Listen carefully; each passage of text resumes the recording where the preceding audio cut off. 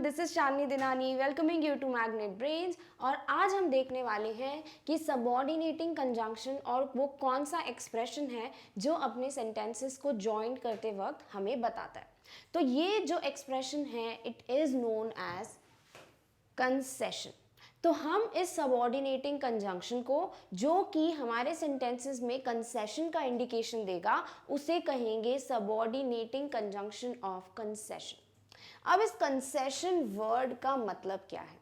तो कंसेशन का मतलब होता है, फॉर एग्जाम्पल यहां पर एक हर्डल है। हर्डल मतलब कोई रुकावट, ठीक है। और यहां कोई एक्शन हो रहा है स्टार्ट, और यहां पे एक्शन हो रहा है कंप्लीट। क्लियर? इसका मतलब ये कि अगर इस एक्शन को कोई स्टार्ट करता है तो उसे इस हर्डल का सामना करना पड़ेगा, ठीक है। और इस हर्डल का सामना करते से ही सामने वाला क्या बोलेगा कि भाई एक्शन कंप्लीट नहीं हो सकता। क्यों? क्योंकि एक्शन कंप्लीट करने के लिए इस हर्डल को उसे पास करना पड़ेगा, क्रॉस करना पड़ेगा, राइट। तो जब हम ऐसे सेंटेंसेस या ऐसी कंडीशंस देखें जहां पर किसी एक हर्डल होने के बावजूद एक्शन जो है वो कंप्लीट होता है, उसे कहते हैं हम कि ये एक कंसेशन का एग्जाम्पल है। फॉर एग्जाम्पल अगर मैं बोलूं कि जब मेरे एग्जाम्स थे तब मेरी तबीयत बहुत खराब थी, बट फिर भी मैंने अपनी क्लास में टॉप किया, यानी मेरा एक्शन जो स्टार्ट था कौन सा? प्रिपरेशन का बोल देते हैं। एग्जाम प्रिपरेशन का जो मेरा एक्शन था वो इस हर्डल के पहले हो रहा था भाई, ठीक है। इसके बाद जब मैं अपना एग्जाम्स देने गई तो यहाँ पर मेरी जो इलनेस है, जो मैं बीमार हो गई थी, वो क्या हो गया? एक हर्डल मेरे लिए रुकावट। बट उस हर्डल के बावजूद, यानी मेरी इलनेस के बावजूद मैंने क्या किया? अपना एक्शन यानी एग्जाम कंप्लीट किया और मैं अपनी क्लास में फर्स्ट भी आई।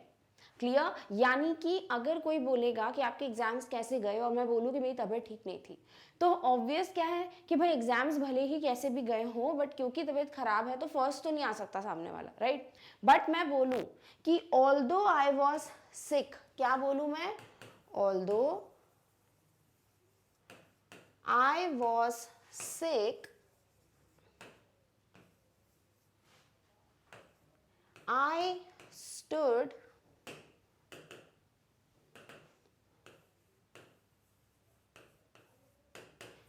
first in my class. Clear? यानी कि मैंने क्या बोला कि भले ही या फिर मेरी तबीयत खराब होने के बावजूद, ऑल्दो का मतलब कि ये होने के बावजूद, क्लियर, मेरी तबीयत खराब होने के बावजूद, ऑल्दो आई वॉज सिक, मैं क्लास में first I, I stood first in my class. Clear? यानी यहाँ पर मेरा हिंड्रेंस क्या था? मेरा हर्डल क्या था? मेरा सिक होना। क्लियर? यानी कि जब मैं बीमार थी वो बीमारी मेरे लिए एक हर्डल था, बट उस हर्डल के बावजूद मैं अपनी क्लास में फर्स्ट आई। तो यहाँ ये जो ऑल्दो वर्ड है ये हमारे दो क्लॉजेस को ज्वाइन कर रहा है। कैसे? देखते हैं। अगर मैं बोलती हूँ I stood first in my class, तो मैं इतना सेंटेंस बोलूँ कि आपको मीनिंग क्लियर है कि मैं क्या बताना चाह रही हूँ? यस, कि मैं अपनी क्लास में फर्स्ट आई। क्लियर? यानी इतने पार्ट का जो मीनिंग है वो हमें क्लियर है। ये जो है एक अकेला सेंटेंस है, इसको कुछ नहीं चाहिए अपने आप को कन्वे करने के लिए, राइट। तो हम क्या बोलेंगे? भाई ये इंडिपेंडेंट है, और इस इंडिपेंडेंट को ही हम क्या बोलते हैं? हम बोलते हैं इंडिपेंडेंट क्लॉज को मेन क्लॉज। क्लियर? बट अब मैं अगर इतने क्लॉज की बात करूं, ऑल्दो आई वॉज सिक, और मैं रुक जाऊं, तो यहां पर आप क्या वेट करोगे कि आगे मैं कुछ बताऊंगी?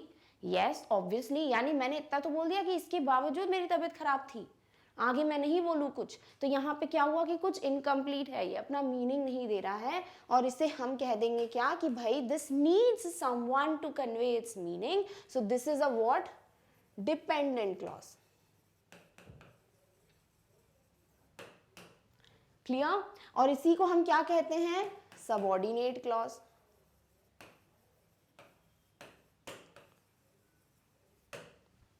और इस सबऑर्डिनेट क्लॉज में जो वर्ड आ रहा है ये क्या कहलाता है, ये कहलाता है सबऑर्डिनेट वर्ड। क्यों? क्योंकि ये सबऑर्डिनेट क्लॉज को स्टार्ट कर रहा है। क्लियर? यानी यहाँ हमको इतना समझ आ गया कि दो क्लॉजेज हैं, एक सबऑर्डिनेट क्लॉज एक मेन क्लॉज है, और दोनों को जोड़ने का काम कौन कर रहा है, हमारा वर्ड ऑल्दो। इसीलिए ऑल्दो ही क्या होगा, ये होगा सबऑर्डिनेटिंग कंजंक्शन। बट कौन सा कंजंक्शन? क्योंकि ये बता रहा है कि ऐसी सिचुएशन जहां पर किसी हर्डल, किसी हिंड्रेंस के बावजूद मैंने क्या किया, मैंने अपनी क्लास में टॉप किया, तो हम इसे क्या कहेंगे कि ये है हमारा subordinating conjunction of concession.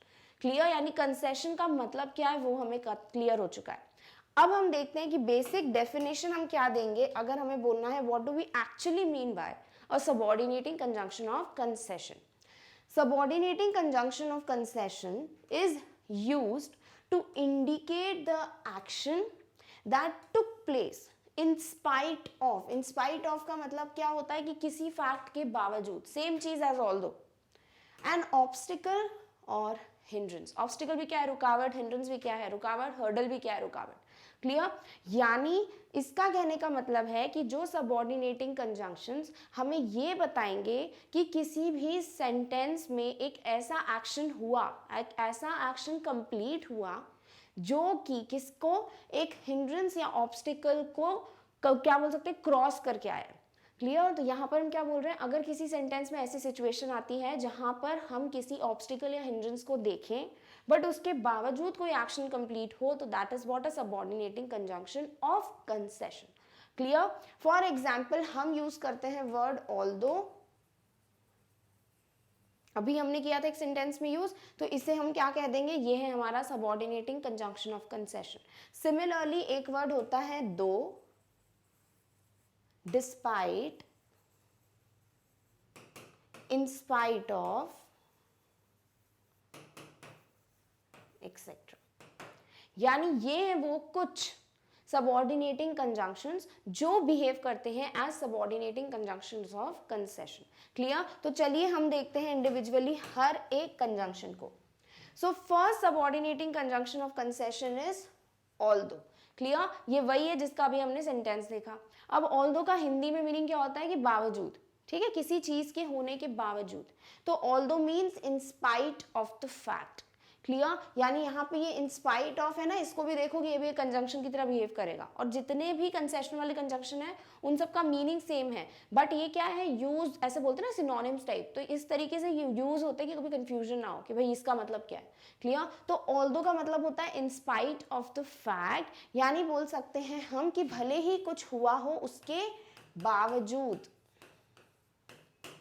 Clear?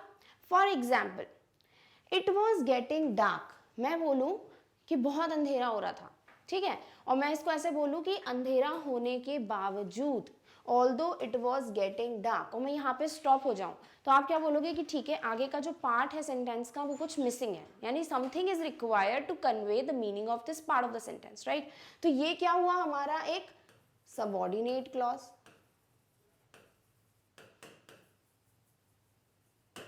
अब इसके बाद मैं बोलूं आपको, they were practising for the match, वो लोग जो है मैच की प्रैक्टिस कर रहे थे, तो ये क्या है, ये तो भैया अपने आप में कंप्लीट मीनिंग है कि हाँ ठीक है, हम किसी ग्रुप की बात कर रहे हैं और हम बोल रहे हैं कि वो लोग मैच की प्रैक्टिस कर रहे थे। तो इतना पार्ट जो है, they were practising for the match, ये क्या हो गया हमारा मेन क्लॉज।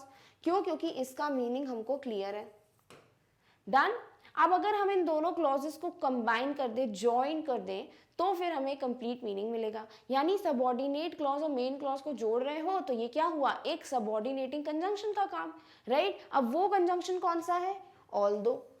और ऑल्दो का मतलब क्या है कि भाई although it was getting dark, भले ही बहुत ज्यादा अंधेरा हो रहा था, फिर भी वो लोग मैच की प्रैक्टिस कर रहे थे। क्लियर? यानी कि हर्डल क्या था, डार्कनेस, नाइट, रात हो रही थी, ये था हमारा ऑब्स्टेकल, और इससे के बावजूद इसे क्रॉस किया उन लोगों ने और अपनी मैच की प्रैक्टिस जारी रखी। क्लियर? तो यहाँ हम क्या बोलेंगे, ऑल्दो जो है हमें कंसेशन का मीनिंग दे रहा है, इसीलिए ये हो गया हमारा subordinating conjunction of concession. Clear? Next, although she was not well, मैं बोलूँ कि भले ही उसकी तबीयत खराब थी, और मैं यहाँ रुक जाऊं, तो ये क्या हो गया इनकम्प्लीट, कि भले उसकी तबीयत खराब थी पर फिर क्या उसने क्या किया ऐसा। तो ये जो है इतना पार्ट क्या बोल रहा है कि आई एम इनकम्प्लीट, यानी आई नीड समवन जो मेरा मीनिंग कन्वे कर पाए। तो इसे हम कहेंगे क्या है, ये सबऑर्डिनेट क्लॉज।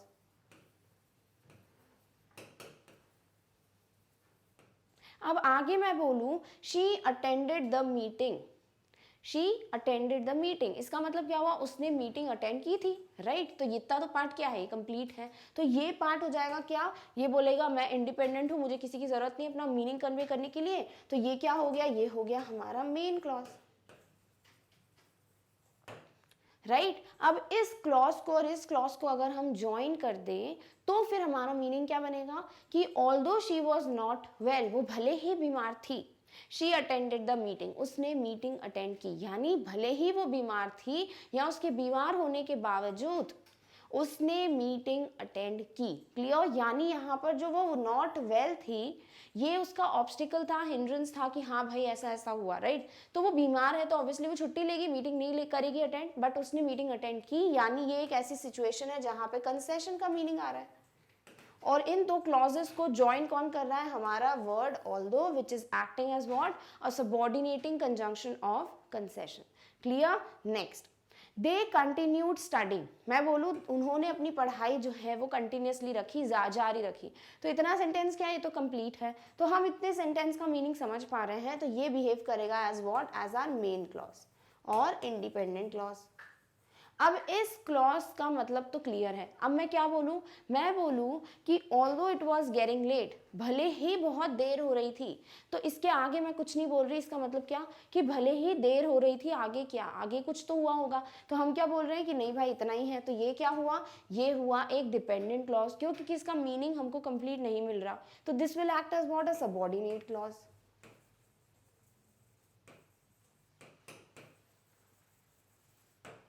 राइट। अब इस सबऑर्डिनेट क्लॉज का मीनिंग हम अगर इसके साथ एक मेन क्लॉज रखेंगे तो ही समझ आएगा। तो हमने क्या बोला कि दे कंटिन्यूड स्टडिंग, उन्होंने अपनी पढ़ाई जारी रखी इसके बावजूद कि बहुत लेट हो रहा था।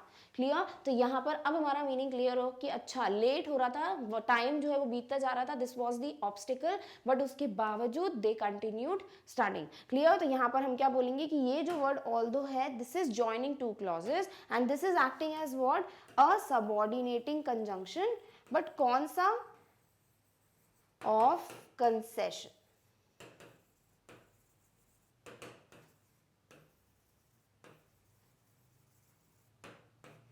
Clear, next, although he is rich, मैं बोलूँ वो भले ही बहुत रिच है, बहुत अमीर है, फिर आगे मैं कुछ नहीं बोलूँ तो ये क्या हो गया, ये इनकम्प्लीट पार्ट। तो this much is acting as what, a subordinate clause. फिर मैं बोलूँ थोड़ा रुक कर कि ही इज वेरी सिंपल, तो इसका मतलब क्या हुआ, ठीक है मैं किसी सब्जेक्ट ही की बात कर रही हूँ, वो बहुत क्या है, बहुत ही सिंपल है, साधारण से इंसान है, ठीक है। तो यहाँ पर ही इज वेरी सिंपल क्या हुआ, एक नॉर्मल क्लॉज, इसका मीनिंग कंप्लीट है। तो this is what, this is independent, this is main clause.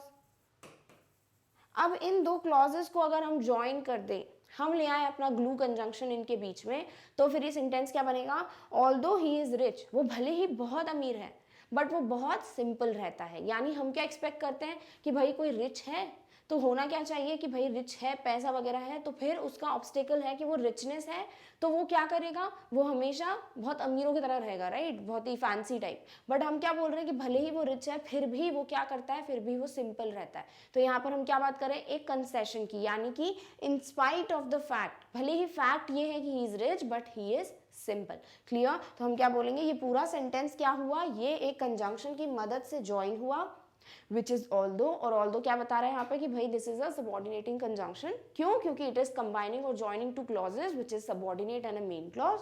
और किसका मीनिंग दे रहा है, किसका मीनिंग इंडिकेट कर रहा है, कंसेशन का। तो although is behaving as what, a subordinating conjunction of concession. Clear, next, although they were not prepared, मैं बोलूँ भले ही वो प्रिपेयर्ड नहीं थे और मैं रुक जाऊँ, तो ये क्या है, ये तो इनकम्प्लीट क्लॉज है। तो this is behaving as what, this is behaving as a subordinate clause.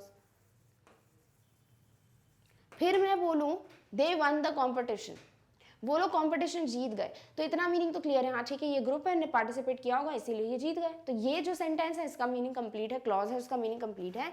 तो दे वन द कॉम्पिटिशन क्या हो गया, हमारा मेन क्लॉज, राइट। अब हम पूरे सेंटेंस को अगर पढ़ें तो उसका meaning although they were not prepared, वो भले ही प्रिपेयर्ड नहीं थे। और मैं ये बोलूँ कि फॉर एग्जाम्पल कोई ग्रुप है वो बिल्कुल प्रिपेयर्ड नहीं है और उन्होंने कॉम्पिटिशन में पार्टिसिपेट किया, तो ऑब्वियस क्या है कि भाई प्रिपेयर्ड नहीं है तो जीतने तो नहीं वाले, राइट। भले ही third fourth last time but जीतेंगे नहीं। फिर हमने बोला कि नहीं, भले ही वो प्रिपेयर्ड नहीं थे फिर भी वो ही जीते कंपटीशन। तो यहाँ पे क्या था, प्रिपरेशन जो इनका, लैक ऑफ प्रिपरेशन इनका ऑब्स्टिकल था, हिंड्रेंस था, राइट। बट उसको क्रॉस करते हुए वो फिर भी कंपटीशन जीत गए। तो हम क्या बोलेंगे, ये पूरा का पूरा जो दो सेंटेंसेस हैं इन्हें हमने कंबाइन किया है by using a clause, by using a conjunction which is although, which is indicating what, a subordinating conjunction of concession. Clear. तो ये कौन सा एक्सप्रेशन इंडिकेट कर रहा है, कंसेशन का। डन। तो पहला सबऑर्डिनेटिंग कंजंक्शन ऑफ कंसेशन क्या है, ऑल्दो। नेक्स्ट देखते हैं भाई, नेक्स्ट कौन सा कंजंक्शन है। नेक्स्ट इज दो, यानी आप ऑल्दो यूज करो या दो यूज करो, एक ही बात है। क्लियर। तो दो का मीनिंग भी क्या है भाई, इसका मतलब ही यही होता है जो ऑल्दो का मीनिंग होता है, यानी ऑल्दो का मीनिंग था इन स्पाइट ऑफ द फैक्ट। तो यहां पर दो का मीनिंग भी यही बोलोगे कि दो का मीनिंग भी क्या है, in spite of the fact. Clear. तो हम ऑल्दो यूज करें या दो यूज करें, दोनों का मतलब एक ही है कि भाई दोनों कंसेशन को ही इंडिकेट करते हैं। फॉर एग्जाम्पल, दो ही इज एजुकेटेड, मैं बोलूँ वो भले ही बहुत पढ़ा लिखा है और मैं रुक जाऊँ, तो उसके आगे क्या, पढ़ा लिखा है फिर भी क्या, फेल हो गया, गलत कुछ आंसर दे दिया, कुछ तो आगे का मीनिंग है, तो जो सेंटेंस है वो इनकम्प्लीट है, कुछ चाहिए एडिशनल इन्फॉर्मेशन ताकि इसका मीनिंग पता चले। तो this much is acting as what, it is acting as what, a subordinate clause. तो हम क्या बोलेंगे, ये सबऑर्डिनेट क्लॉज है। फिर मैं बोलूं ही ऑलवेज टॉक्स सेंसलेस, नॉर्मली बोलूं कि ये जो है ना हमेशा सेंसलेस बातें करता है, मतलब जिसका कोई लॉजिक नहीं है, लॉजिकल बातें। तो इतना सेंटेंस क्या है, ये क्लियर है, सबको समझ आ रहा है, हाँ ठीक है। तो यहाँ पे हम क्या बोलेंगे कि ही ऑलवेज टॉक्स सेंसलेस जो है, this is acting as a main clause, right. अब इन दोनों क्लॉजेस को अगर ज्वाइन कर दें तो मिलेगा हमको अपना कंप्लीट सेंटेंस जिसका कुछ मीनिंग एक्सप्रेस होगा। कंप्लीट सेंटेंस क्या हो जाएगा, दो he is educated he always talks senseless. मैं बोलूं भले ही वो बहुत ज्यादा पढ़ा लिखा है, यानी पढ़ा लिखा है तो हम क्या एक्सपेक्ट करते हैं, पढ़े लिखे लोग होते तो कुछ भी पूछो आंसर दे देंगे, राइट। यही होता है दिमाग में, जो बोलेंगे ढंग का जवाब देंगे, हर सलाह परफेक्ट होगी क्योंकि वो पढ़े लिखे हैं। बट यहाँ पे क्या बोल रहे हैं कि क्यों, भले ही वो एजुकेटेड हो फिर भी वो क्या करता है, हमेशा इलॉजिकल सेंसलेस बातें करता है। तो यहाँ पे क्या है, बिल्कुल कॉन्ट्रास्टिंग कह सकते हो बातें हो रही हैं कि होना क्या चाहिए उसका बिल्कुल उल्टा हो रहा है। तो हम क्या बोलेंगे यहाँ पे कि दो जो है ये कंसेशन में एक और मीनिंग क्या दे रहा है कि जब हम कोई दो कॉन्ट्रास्टिंग चीज़ों को जो है बात करें कि भले ही वो ऐसा है बट होता इसका बिल्कुल उल्टा है। क्लियर। तो कंसेशन का मतलब वो भी हो गया, राइट। यानी इन स्पाइट ऑफ द फैक्ट का मतलब क्या हुआ कि भले एक फैक्ट है, फैक्ट मतलब क्या कि भाई वो लागू होना चाहिए as it is. For example अगर कोई बोलता है कि although he she is weak in English, ऐसा बोल देते हैं, although she is weak in English. अब मैं बोलूँ she is weak in English, इसका मतलब क्या है कि कुछ भी इंग्लिश का नहीं पूछना भैया उससे, उसको कुछ आता ही नहीं, वीक है वो, गलत जवाब देगी। बट मैं बोलूँ although she is weak in English she scored 99 out of 100 in English, उसके फिर भी 100 में से 99 आ गए इंग्लिश में। तो क्या हुआ, बिल्कुल opposite, right. In spite of the fact that she is weak but then too she scored what, how much, 99 out of 100।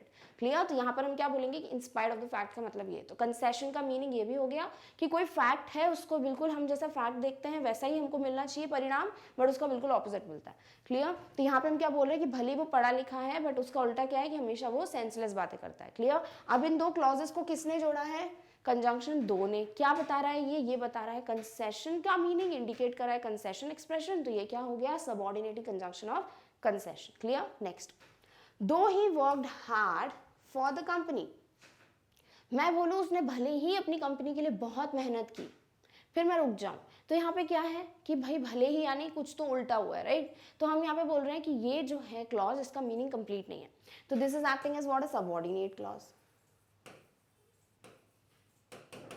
Right. फिर मैं बोलूँ though he worked hard for the company, रुक जाऊं, आगे मैं बताऊं ही पता है ही लॉस्ट हिज जॉब, उसकी जॉब चली गई। तो इतना पार्ट तो आपको क्लियर है। अब आप थोड़ा पूछोगे कि अच्छा क्या, तो पूरा कंप्लीट करो, मैंने बोला नहीं, ही लॉस्ट हिज जॉब, तो this is what, this is complete, तो this is acting as a main clause.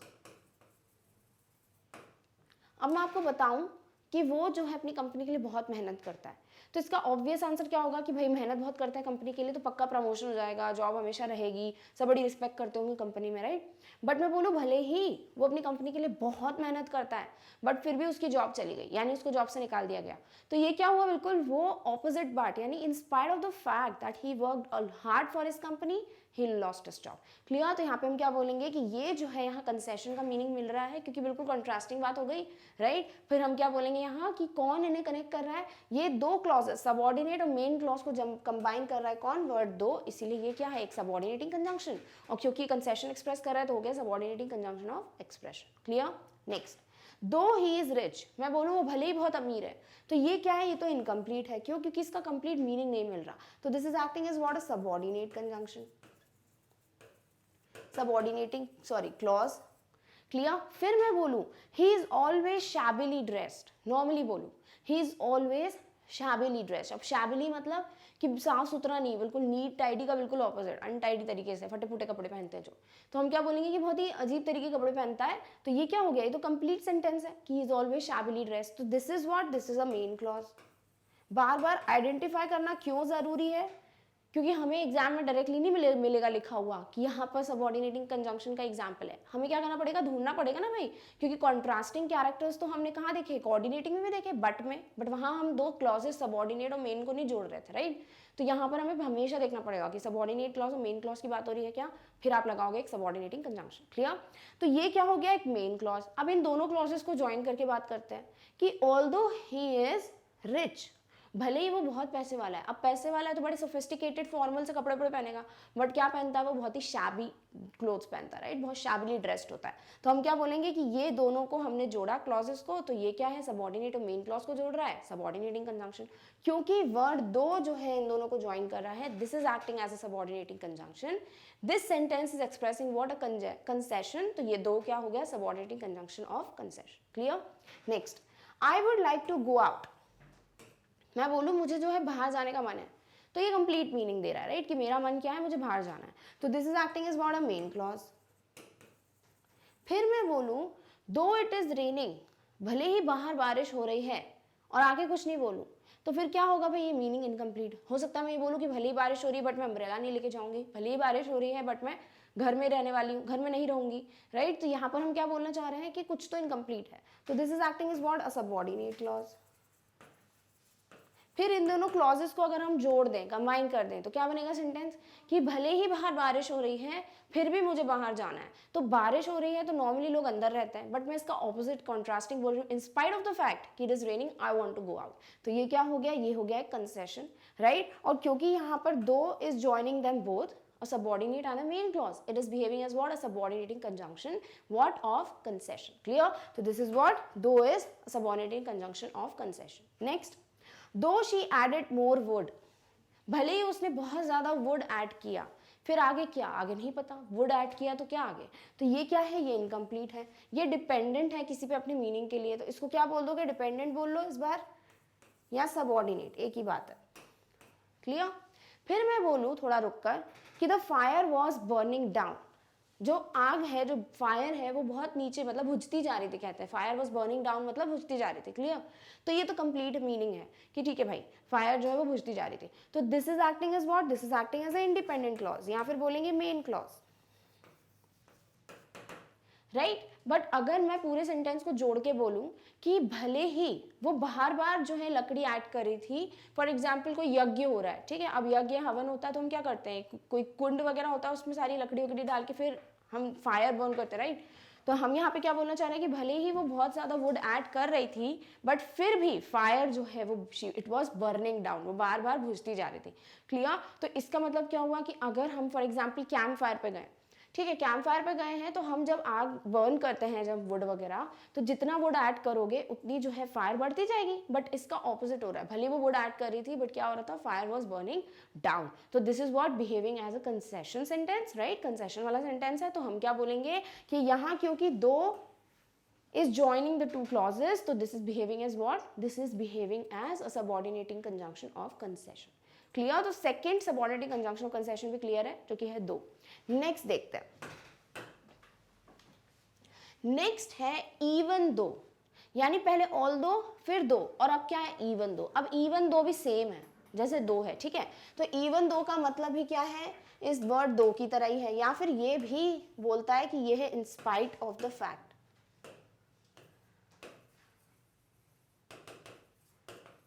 Clear, यानी सारे कंसेशन के जो कंजंक्शन है उन सबका मतलब एक ही होता है, in spite of the fact, ठीक है।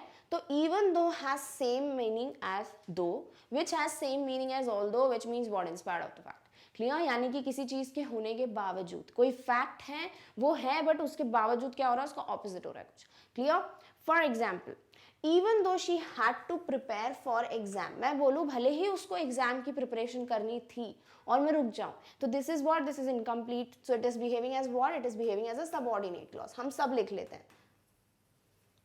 क्लियर, फिर मैं रुक के थोड़ा क्या बोलूं कि she went out to play football, वो जो है फुटबॉल खेलने के लिए बाहर गई।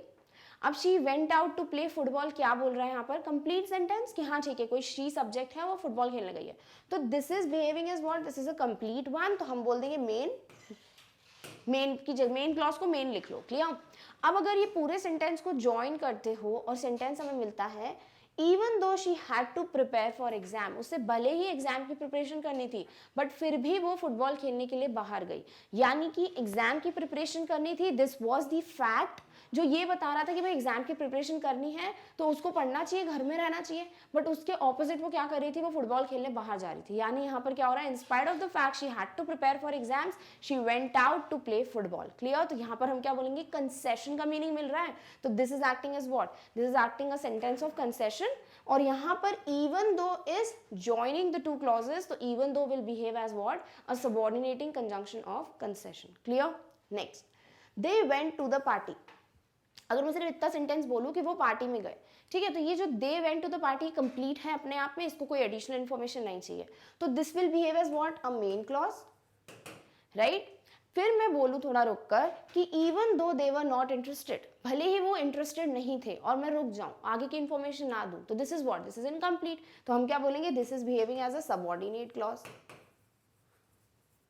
राइट। बट अब मैं इन दोनों क्लॉजेस को कंबाइन करूं और मैं बोलूं भले ही वो इंटरेस्टेड नहीं थे फिर भी वो पार्टी में गए, यानी अगर मुझसे कोई बोलता है पार्टी में जाओगे, मैं बोलूं मैं इंटरेस्टेड नहीं हूं, दिस मीन्स व्हाट, मैं नहीं जाऊंगी, बट मैं बोलूं भले ही मैं इंटरेस्टेड नहीं हूं बट फिर भी आऊंगी, तो क्या है, दो इंस्पायर ऑफ द फैक्ट वाली बात हो गई, तो इसीलिए क्या हो गया, ये हो गया एक कंसेशन का स्टेटमेंट, और इसे हम यूज कर रहे हैं किसे, इवन दो को, दो क्लॉजेस को ज्वाइन करने के लिए, तो even though is acting as what, this is acting as the subordinating conjunction of concession. Clear, next, I will take leave, मैं बोल रही हूँ अब मैं जाती हूँ, आई विल टेक लीव का मतलब क्या होता है कि अब मैं जा रही हूँ, ठीक है, छुट्टी ले रही हूँ उसकी बात नहीं हो रही, तो I will take leave is what, a complete sentence, ठीक है, मैं कहीं गई हूँ और मैं वहां पे बोल रही हूँ नाउ आई एम गोइंग, तो ये कंप्लीट है, इसीलिए एक्ट करेगा as what, a main clause.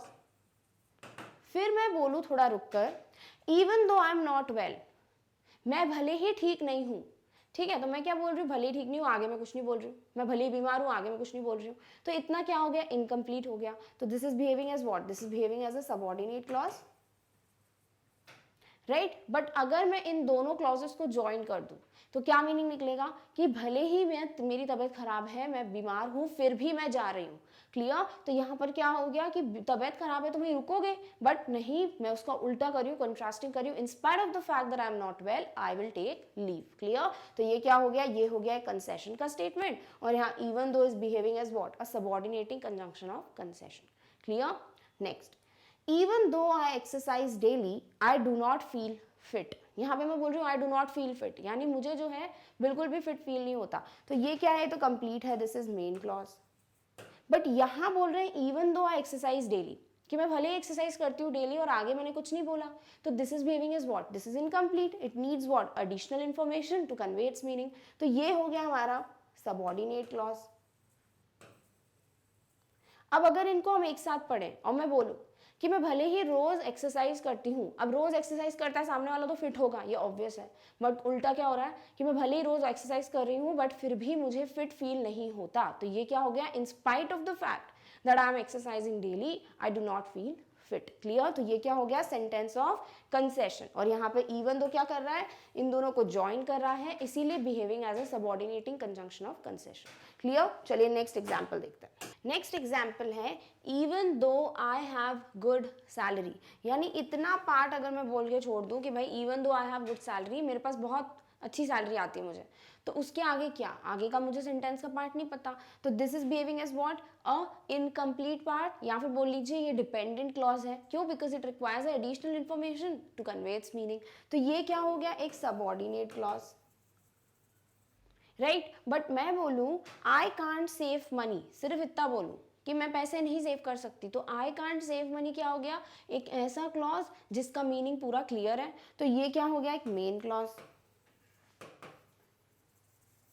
अब मैं अगर इन दोनों क्लॉजेस को ज्वाइन करूं, क्या कि इवन दो भले ही मेरी बहुत अच्छी सैलरी है बट फिर भी मैं पैसे सेव नहीं कर पा रही हूं, तो क्या होगा, अगर किसी के पास अच्छी सैलरी होती तो हम क्या बोलते हैं, good salary means good savings, right. But मैं क्या बोल रही हूँ, I have good salary but I have no savings, तो यहाँ पे क्या हो गया, एक कंसेशन का meaning in spite of the fact कि I have good salary I have no savings, और इसीलिए यहाँ पर ये सेंटेंस क्या कन्वे कर रहा है, कंसेशन का मीनिंग, और यहाँ even though is joining to subordinate clause and a main clause, तो इसीलिए क्या बोलेंगे, this is a subordinating conjunction of concession, clear. Next, I think she is a good singer, मैं बोलूँ मुझे लगता है वो बहुत अच्छी सिंगर है, ठीक है। अब I think she is a good singer is what, complete sense बन रहा है यहाँ पर, ये क्लॉज आपको कंप्लीट मीनिंग कन्वे कर रहा है, तो this is behaving as what, this is behaving as a main clause, क्योंकि कंप्लीट मीनिंग है।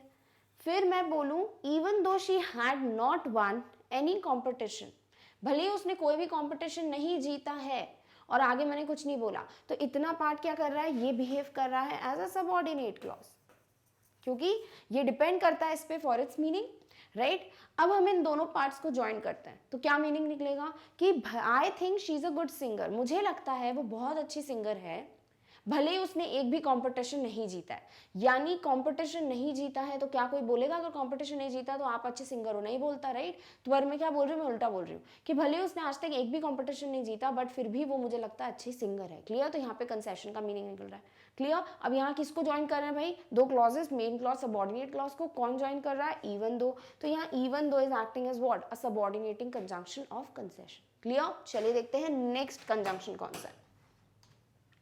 Next is in spite of, यानी अभी तक हम ऑल्दो, दो, इवन दो, इन तीनों का मीनिंग क्या पढ़ रहे थे, इन spite of the fact, right. But अब हम क्या बोल रहे हैं कि ये जो इन स्पाइट ऑफ वर्ड है ये खुद भी क्या है, एक कंजंक्शन, यानी कोई दो क्लॉजेस को अगर इन स्पाइट ऑफ से जोड़ रहे हो, इसका मतलब आप कंसेशन का मीनिंग कन्वे कर रहे हो, क्लियर। तो इन स्पाइट ऑफ का मतलब होता है without being affected by the particular factor mentioned, यानी अगर हम बोल रहे थे कि although, दो और even दो, इन सबका मीनिंग ही क्या था, इन स्पाइट ऑफ,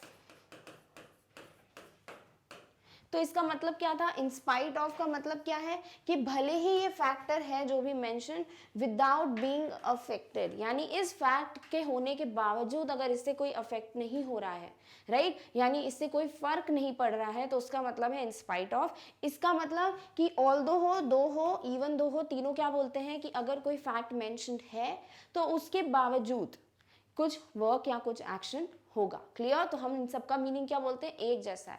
अब अगर इन स्पाइट ऑफ को यूज करना है तो कैसे यूज करेंगे, सेंटेंस में देखते हैं, तो ये पूरा एक साथ आएगा, ठीक है। इन स्पाइट ऑफ आता है, कभी इन स्पाइट अकेला नहीं आता, और यही एरर मिलता है आपको, क्या दे दिया जाता है कि सेंटेंस और स्टार्ट हो जाता है या फिर कनेक्ट कर दिया जाता है इन स्पाइट से, ऑफ जो है वो हाँ नहीं मेंशन होता, तो वो क्या हो जाना चाहिए, इन spite of, clear. For example, in spite of his hunger, भले ही उसे बहुत भूख लग रही थी, और मैं रुक जाऊं यहाँ पे, तो ये क्या है भाई, ये तो इनकम्प्लीट है, इस क्लॉज का मतलब हमें क्लियर नहीं है, तो this is behaving as what, a subordinate clause,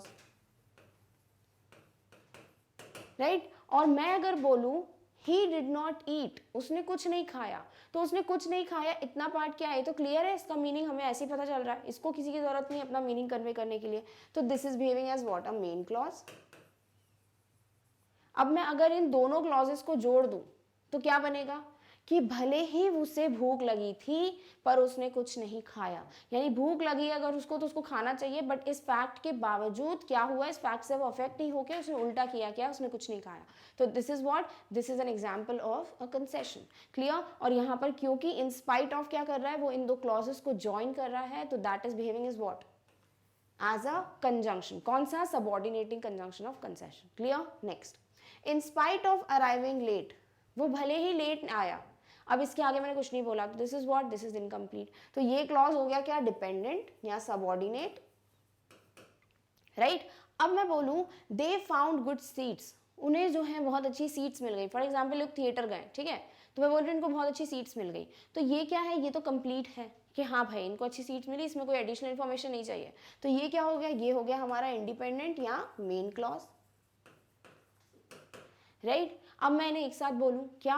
कि भले ही वो लोग लेट पहुंचे. अब लेट पहुंचे तो इसका होना चाहिए फैक्ट कि भाई अगर आप थिएटर में लेट पहुंचोगे तो आपको जैसी सीट्स चाहिए वैसी तो नहीं मिलेंगी, जो बची हुई होंगी वो मिलेंगी. राइट. बट हो क्या रहा है यहाँ पे कि भले ही ये लोग लेट पहुंचे फिर भी इनको बहुत अच्छी सीट्स मिल गई. तो इस फैक्ट से अफेक्ट नहीं हुए, इस फैक्ट के बावजूद क्या हुआ? सीट्स अच्छी मिल गई. तो this is what an example of concession. और क्योंकि इन स्पाइट ऑफ इन दोनों क्लॉजेस को ज्वाइन कर रहा है, तो in spite of is what? A subordinating conjunction of concession. Clear. तो यहाँ पर ये इन स्पाइट ऑफ क्या बिहेव कर रहा है? As a conjunction. Next, in spite of the law, कानून होने के बावजूद. अब कानून तो इतने सारे हैं, तो ये क्या हो गया? तो इनकम्प्लीट क्लॉज हो गया. कि आगे क्या? तो this is what? This is our subordinate clause. फिर मैं बोलूं people continue to use mobile phones while driving. Normally बोलूं कि लोग जो है ड्राइविंग करते वक्त मोबाइल फोन्स पे बात करते हैं. तो ये सेंटेंस क्या है? तो कंप्लीट है. हाँ भाई पता चल गया. तो ये हो गया हमारा कंप्लीट क्लॉज, ये हो गया हमारा इंडिपेंडेंट क्लॉज यानी मेन क्लॉज. अब इन दोनों क्लॉजेस को ज्वाइन कर दो. क्या? कि भले ही ये लॉ है उसके बावजूद लोग जो है वो ड्राइविंग करते वक्त मोबाइल फोन्स का यूज करते हैं. यानी लॉ क्या है? वो फैक्ट है कि आपको मोबाइल फोन्स यूज नहीं करना है ड्राइविंग के वक्त. बट क्या हो रहा है? इस फैक्ट के बिल्कुल ऑपोजिट हो रहा है, अफेक्ट नहीं हो रहे इस फैक्ट से. तो ये क्या हो गया? कंसेशन का मीनिंग. क्लियर. और क्योंकि यहाँ इन स्पाइट ऑफ ये मीनिंग दे रहा है, दूसरी बात इन स्पाइट ऑफ इन दोनों क्लॉजेस को ज्वाइन कर रहा है, तो this is what? This is our subordinating conjunction of concession. Clear? Next, in spite of the injury in his legs, मैं बोलूँ उसके पैरों में चोट लगी इसके बावजूद. तो इतना पार्ट क्या है भाई? in his leg तक बोल दिया. तो आगे क्या? आगे कुछ नहीं बताया. चोट लगने के बावजूद क्या किया उसने? तो this is what? This is incomplete. तो ये हो गया हमारा सबऑर्डिनेट क्लॉज. फिर मैं बोलूँ he won the race, वो जो है रेस जीत गया. अब वो रेस जीत गया, इतना क्लॉज जो है हमें कंप्लीट मीनिंग दे रहा है. तो this is what? This is our main clause. अब इन दोनों क्लॉजेस को आपको कंबाइन करना है. ठीक है, इन दोनों क्लॉजेस को ज्वाइन करना है. तो जैसे ही ज्वाइन करोगे क्या बनेगा? कि भले ही उसके पैर में चोट लगी थी, इन spite of the injury in his leg, वो रेस जीत गया. ही वन द रेस. यानी अगर पैर में चोट लगी है तो ऑब्वियस बात है रेस जीत तो नहीं सकते. राइट. क्योंकि पैरों से भागना है तो क्या होगा भाई? इंजुरी की वजह से एक हिंड्रेंस, एक ऑब्स्टिकल हो गया कि भाई इंजुरी एक ऑब्स्टिकल है उसके रेस के बीच में. बट हुआ क्या? इस फैक्ट के, इस इंजुरी के बावजूद वो जो है रेस जीत गया. तो हम क्या बोलेंगे? This is an example of concession. Clear. और यहाँ पे इन स्पाइट ऑफ क्या हो गया? वो कंजंक्शन जिसकी मदद से दोनों क्लॉजेस जुड़ रहे हैं, इसलिए इन स्पाइट ऑफ हो गया subordinating conjunction. Clear. Next, in spite of the fact he worked hard. Fact क्या है? कि भाई उसने बहुत मेहनत की है पर इसके बावजूद. तो ये क्या हो गया? ये इनकम्प्लीट क्लॉज हो गया. तो दिस इज सबऑर्डिनेट क्लॉज. अब आगे मैंने बोला he did not get the promotion, उसका प्रमोशन नहीं हो पाया. तो उसका प्रमोशन नहीं हो पाया, ये कंप्लीट है, खुद सेंस दे रहा है. ठीक है भाई, ऑफिस में कोई प्रमोशन नहीं हुआ. तो this is what? This is a main clause. अब इन दोनों क्लॉजेस को अगर हम ज्वाइन कर दें तो क्या बनेगा सेंटेंस? कि भले ही उसने बहुत मेहनत की पर फिर भी उसका प्रमोशन नहीं हुआ. तो मेहनत करने का फैक्ट क्या बोल रहा था? कि प्रमोशन हो जाएगा. बट क्या हुआ? उसका ऑपोजिट हुआ. इन स्पाइट ऑफ द फैक्ट उल्टी चीज हुई. ठीक है. तो यहाँ पर हम क्या बोलेंगे? कि ये फैक्ट जो है उसके बावजूद कुछ हो रहा है. This is concession. दूसरी बात, in spite of is joining two clauses, subordinate और मेन क्लॉज. तो this is behaving as what? A subordinating conjunction of concession. Clear. तो इन स्पाइट ऑफ भी कैसे यूज करना है वो भी क्लियर है. अब हम करेंगे कौन सा? Next conjunction despite. यानी अब यहाँ पे दूसरा एरर मिलता है कि हमें सेंटेंस में या तो मिल जाता है इन स्पाइट ऑफ, फिर डिस्पाइट ऑफ. अगर इस पे बेस्ड कोई एरर आएगा ना मीनिंग से हटकर, तो फिर इस तरीके से आता है. तो यहाँ पे क्या करना है आपको? आपको सिर्फ दो ही चीजें ध्यान रखनी है कि इन स्पाइट हमेशा ऑफ के साथ आएगा, डिस्पाइट हमेशा अलोन आएगा.